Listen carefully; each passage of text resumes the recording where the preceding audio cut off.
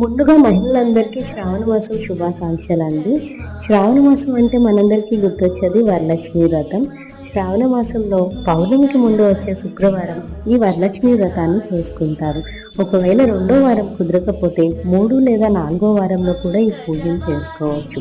అయితే పురాతన కాలం నుంచి మహిళలందరూ దీర్ఘ సుమంగిలిగా ఉండేందుకు ఈ వ్రతాన్ని ఆచరిస్తారు. అంతేకాకుండా లక్ష్మీదేవిని పూజించడం వలన సిరి సంపదలు, అష్ట ఐశ్వర్యాలు ఆ ఇంట్లో తిరుగుతాయని హిందువుల నమ్మకం. ఏ పూజ అయినా కానివ్వండి, నియమ నిష్ఠల కన్నా నిశ్చలమైన భక్తి, ఏకాగ్రత ఉంటే చాలు. అందుకు మన శక్తికి తగ్గట్టు అమ్మవారికి నైవేద్యాలు తయారు చేసుకొని, అమ్మవారి అలంకార క్రీడాలు కాబట్టి నిండుగా అలంకరించుకొని, మనం కూడా నిండుగా అలంకరణ చేసుకొని భక్తి శ్రద్ధలతో తల్లిని కొలుచుకొని వాయనం సమర్పించుకొని లక్ష్మీదేవి అనుగ్రహాన్ని పొందగలం.